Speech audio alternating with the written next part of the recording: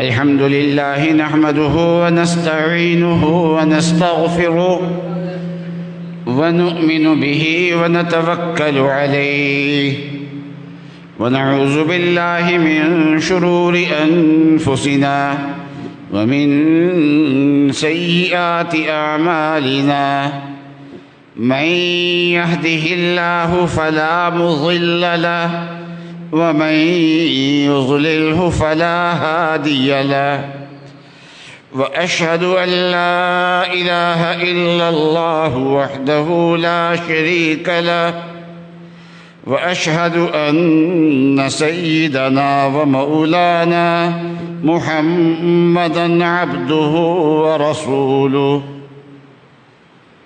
صلى الله تعالى على خير خلقه سيدنا ومولانا محمد وعلى آله وأصحابه أجمعين.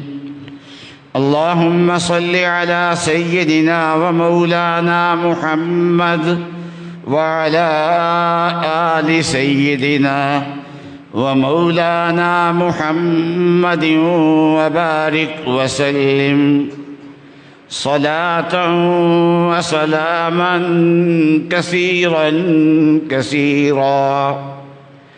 مولاي صل وسلم دائما أبدا على حبيبك من زانت به العصر. أما بعد فأعوذ بالله من الشيطان الرجيم. بسم الله الرحمن الرحيم. وإذ قال إبراهيم رب اجعل هذا البلد آمنا واجنبني وبني أن نعبد الأصنام. رب إنهن أضللن كثيرا من الناس فمن تبعني فإنه مني ومن عصاني فإنك غفور رحيم. ربنا إني أسكنت من ذريتي بواد غير ذي زرع عند بيتك المحرم ربنا ليقيموا الصلاة فاجعل أفئدة من الناس تهوي إليهم وارزقهم من الثمرات لعلهم يشكرون. صدق الله العظيم وصدق رسوله النبي الكريم. بزرگان محترم اور برادران عزیز،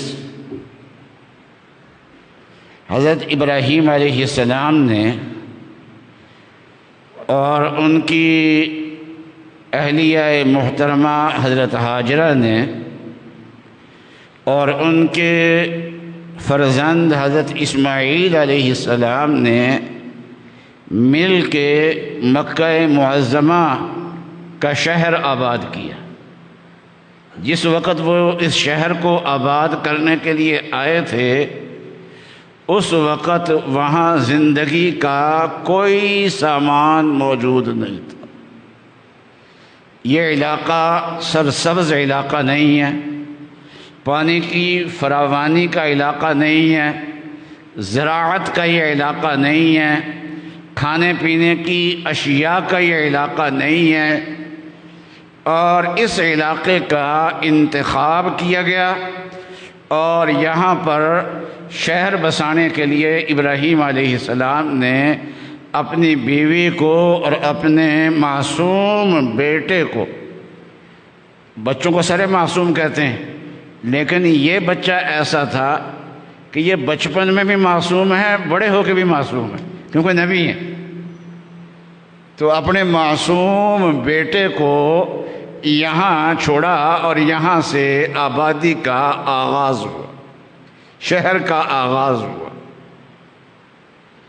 مکہ مکرمہ کو مکہ بھی کہتے ہیں اور قرآن پاک میں اس کو بکہ بھی کہا گیا ہے، اور مکہ مکرمہ کا ایک نام ام القریٰ ہے، یعنی سارے شہروں اور بستیوں کی یہ ماں ہے اور جڑ ہے، بنیاد ہے۔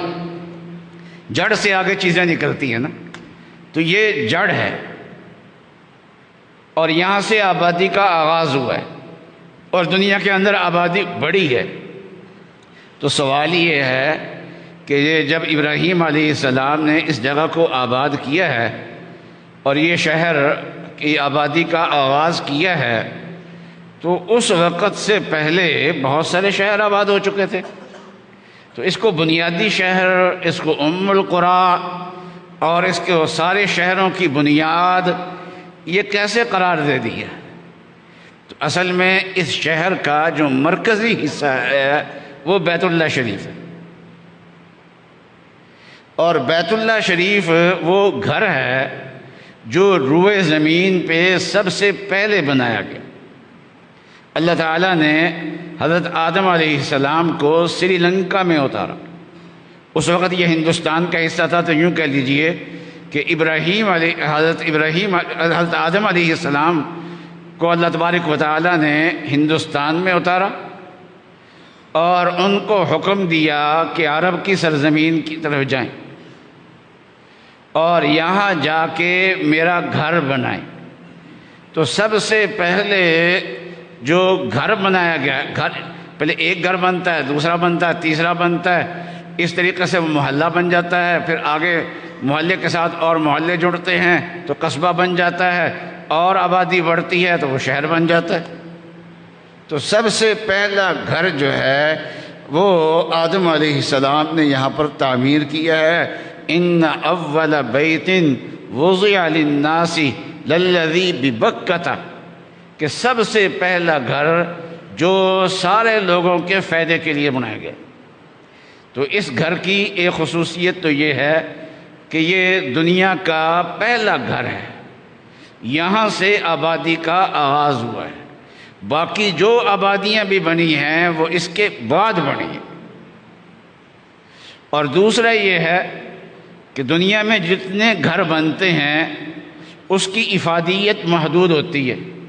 اگر میں ذاتی مکان اپنا بناؤں تو وہ میرے لیے ہوگا اور میرے اہل خانہ کے لیے ہوگا، آپ کوئی مکان بنائیں وہ آپ کے لیے ہوگا، آپ کے اہل خانہ کے لیے ہوگا۔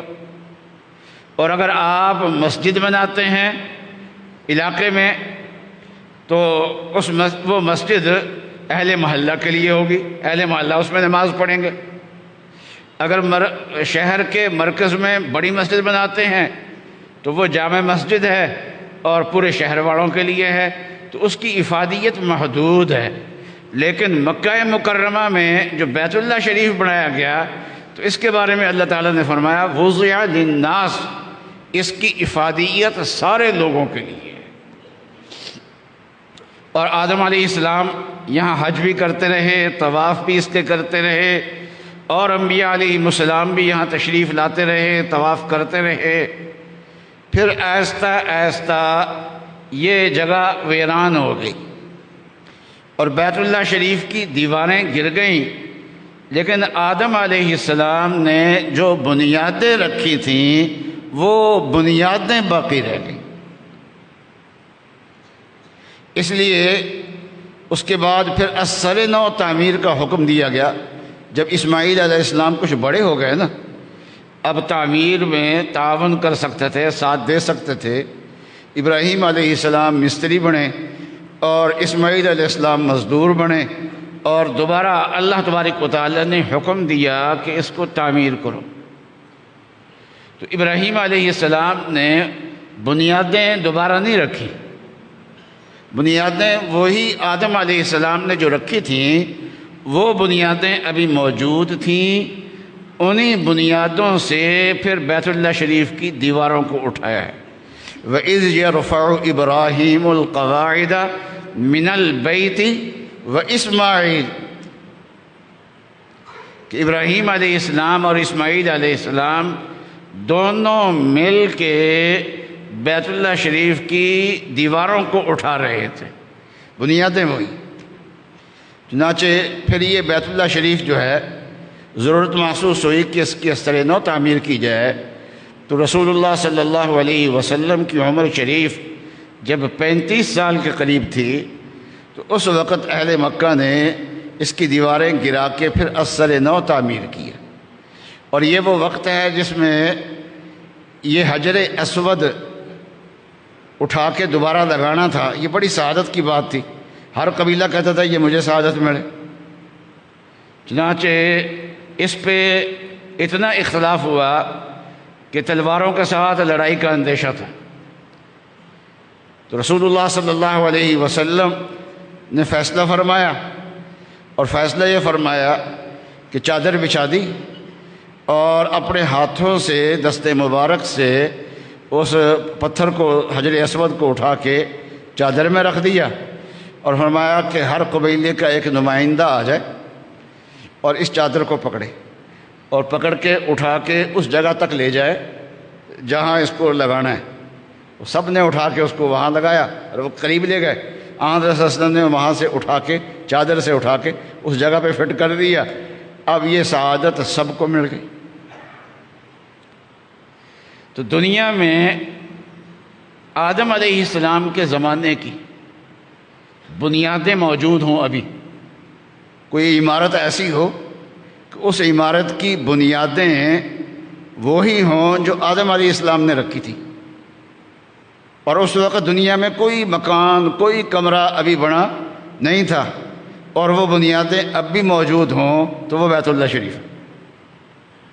تو یہ آدم علیہ السلام کے زمانے سے اب تک موجود ہے، لیکن یہ ویران ہو گیا تھا، اور حضرت ابراہیم علیہ السلام نے اس کی آبادی کا آغاز کیا ہے۔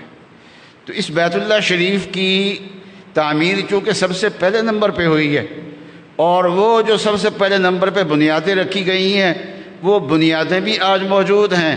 تو یوں کہہ لیجئے کہ ساری دنیا کی آبادی کا جو آغاز ہے وہ یہاں سے ہوا ہے، اور دنیا جب فنا ہونی ہوگی اس بیت اللہ شریف کو اللہ میاں گروا دیں گے دشمنوں کے ذریعے سے، اور ساری دنیا جو ہے وہ برباد ہو جائے گی۔ تو آبادی کا آغاز بھی یہیں سے ہوا، اور قیامت کا آغاز بھی اسی بیت اللہ شریف کو گرانے سے ہوگا۔ میں جو اس وقت بات عرض کرنا چاہتا ہوں وہ یہ ہے کہ ابراہیم علیہ السلام نے اس موقع پہ اللہ تعالیٰ سے 3 چیزیں مانگی ہیں، بلکہ 4 چیزیں مانگی ہیں۔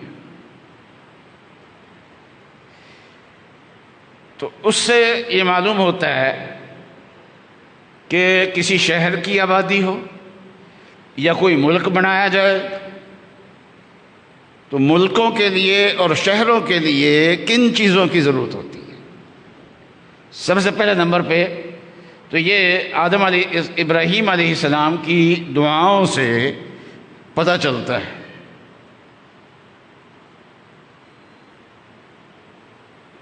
تو پہلی دعا جو انہوں نے فرمایا کہ حاذل بلد آمینہ، کہ اے اللہ اس گھر کو امن والا گھر بنا دینا۔ چنانچہ مکہ مکرمہ میں آج بھی اتنا امن ہے کہ دنیا میں کہیں نہیں ہے۔ اتنے لوگ جمع ہوتے ہیں لیکن لڑائیاں نہیں ہوتی۔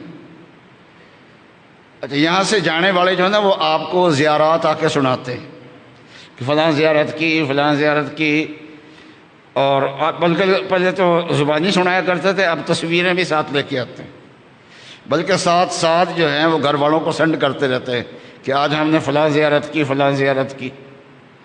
اچھا، یہ اتنے حاجی جاتے ہیں، اتنے عمرے والے جاتے ہیں، تو ان سے آپ پوچھیں کہ مکہ مکرمہ میں تھانہ کبھی دیکھا کسی نے؟ جیل کسی نے دیکھی؟ حوالات کسی نے دیکھی وہاں کی؟ مکہ مکرمہ کی، مدینہ منورہ کی عدالتوں میں ہتھ کڑیاں لگ کے کسی حاجی کی پیشی ہوئی تو جواب ملے گا کہ نہیں، ایسا نہیں ہے۔ تو کسی حاجیوں نے سب کچھ دیکھا ہوتا ہے لیکن وہاں کی جیلیں نہیں دیکھی، وہاں کے تھانے نہیں دیکھے، وہاں کی حوالات نہیں دیکھی انہوں نے۔ یہ ایک امن والی جگہ ہے بنایا، اس لیے سب سے پہلے ایک بات تو انہوں نے یہ دعا کی ہے، اور دوسری یہ ہے کہ فجعل ورزقہم من الثمرات لعلہم یشکرون، اے اللہ ان کو پھل دینا، رزق دینا۔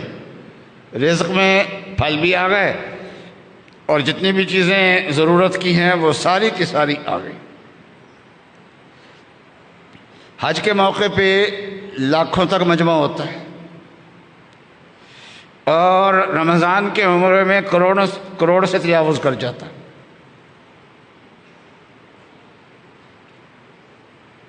اس کا تقاضا یہ ہے کہ وہاں کھانے پینے کی چیزوں کا قحط پڑ جائے، لیکن آپ وہاں کے بقالوں میں چل جائیں، وہاں کے سپر سٹور میں چلے جائیں، کسی چیز کی کمی نہیں ہے، جب کہ یہ علاقہ ایسا ہے کہ یہاں پیداوار کوئی نہیں ہوتی۔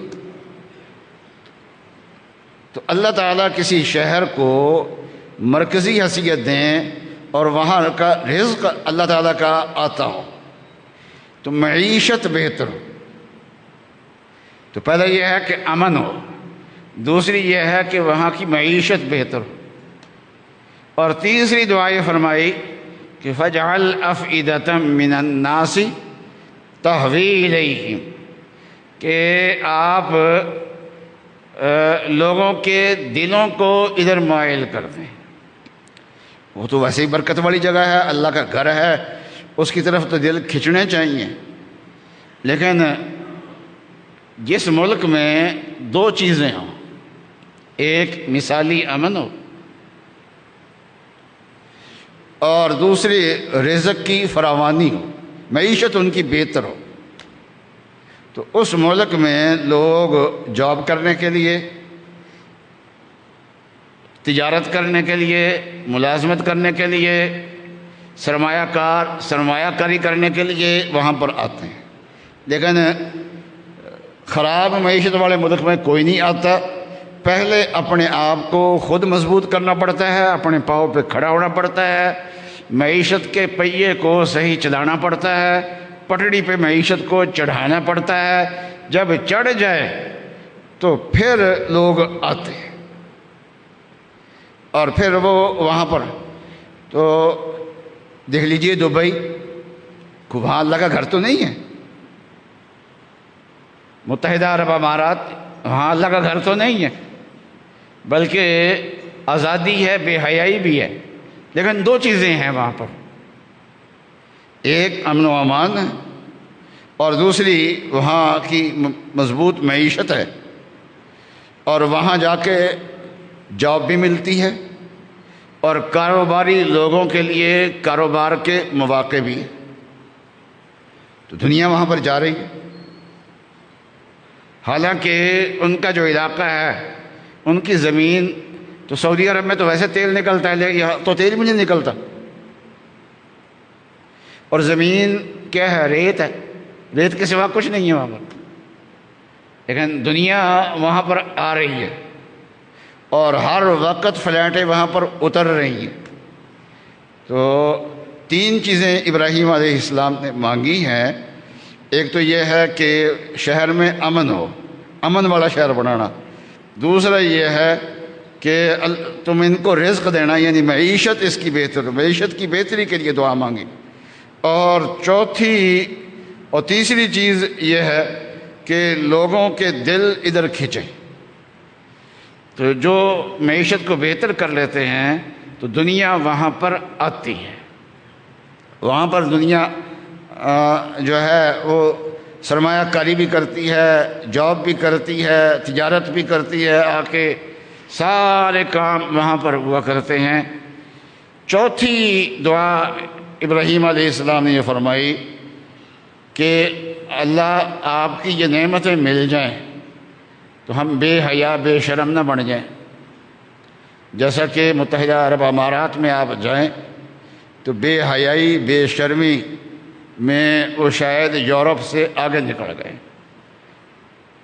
بلکہ اللہ کے شکر گزار بندے بڑھیں، عبادت کرنے والے بندے بڑھیں. لعلہم یشکرون. ربنا لیقیموا الصلاۃ. یا اللہ میں نے اپنے یہ شہر جو آباد کیا ہے یہ نمازیں پڑھنے کے لیے آباد کیا ہے، تو میری اولاد جو ہے نا وہ نمازیں پڑھے، اللہ کا شکر ادا کرے. تو اس لیے امن و امان جو ہے نا وہ ہر ملک کی بنیادی چیز ہوتی ہے. آج کل ہمارا ملک جو ہے وہ مختلف مصائب میں گھرا ہوا ہے.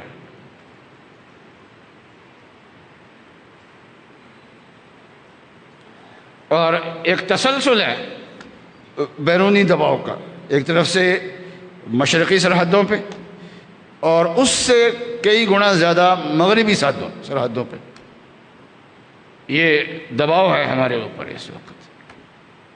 اور آفرین ہے ہماری پاک فوج کو کہ وہ حوصلے نہیں ہار رہے، شہادتیں قبول کر رہے ہیں، شہادتوں پہ فخر کر رہے ہیں. اور جس گھر میں شہید ہوتا ہے ان کی شہیدوں کی مائیں فخر کرتی ہیں کہ ہم شہیدوں کی ماں ہیں. دونوں طرف سے جب ہماری افواج ادھر بھی لڑ رہی ہیں ادھر بھی لڑ رہی ہیں اور کچھ خوارج ملک کے اندر داخل ہو چکے ہیں ان سے بھی لڑائی ہے، تو پھر ایک ہماری ذمہ داری بنتی ہے کہ ملک کے اندر افراتفری نہ پیدا ہونے دیں. یہ ہم سب کی ذمہ داری ہے. حکومتی اہلکار جو ہیں وہ بھی نادانیاں نہ کریں اور جو جماعتیں ہیں وہ بھی نہ کریں. یہ دیکھیے اس کا مسئلہ فلسطین کا مسئلہ 2 سالوں سے چل رہا ہے، اور جو پرانی جماعتیں ہیں پختہ کار جماعتیں ہیں انہوں نے اس پہ احتجاج بھی کیا. مولانا فضل الرحمان صاحب مکمل طور پہ اپوزیشن میں ہیں، کسی جگہ حکومت میں نہیں ہیں، اور انہوں نے فلسطین کے مسئلے پہ بہت سارے مارچ کیے ہیں، بڑے بڑے جلسے کیے، کراچی میں بھی کیے ہیں، شاور میں بھی کیے ہیں اور شہروں کے اندر بھی کیے ہیں. تو انہوں نے کیے ہیں، لیکن چونکہ وہ اور حکومت نے ان کو اجازت بھی دی اور وہ حکومت کے خلاف بھی کھل کے بولے ہیں، اسٹیبلشمنٹ کے خلاف بھی کھل کے بولے ہیں. لیکن ان کو اجازت کیوں مل گئی؟ اس لیے کہ حکومت جانتی ہے کہ ان کے جلسوں سے نہ تو توڑ پھوڑ ہوگی نہ امن و امان کا کوئی مسئلہ پیدا ہوگا. اور اس طریقے سے جماعت اسلامی نے بھی احتجاج کیے ہیں، تو ان کو بھی اجازت ملی، اسلام آباد میں بھی اجازت ملی، کراچی میں بھی اجازت ملی. کیوں اجازت مل گئی؟ ان کو پتہ تھا کہ یہ پرانی جماعتیں ہیں، ذمہ دار لوگ ہیں، اور یہاں نہ ان کی وجہ سے نہ توڑ پھوڑ ہوگی نہ امن و امان کا مسئلہ پیدا ہوگا. تو یہ ہمارے ملک کے اندر افراتفری سے ملک کو بچانا چاہیے اور دعائیں کرنا چاہیے کہ اللہ تعالی ہمارے ملک میں مکمل طور پہ امن عطا فرمائے. اور خصوصاً افغانستان اور پاکستان کے جو معاملات ہیں وہ دونوں مسلمان ہیں، وہ ایک دوسرے کے خلاف لڑنے کی بجائے اپنے مشترکہ دشمن سے لڑیں اور آپس میں اتحاد کریں. وآخر دعوانا ان الحمد للہ رب العالمین.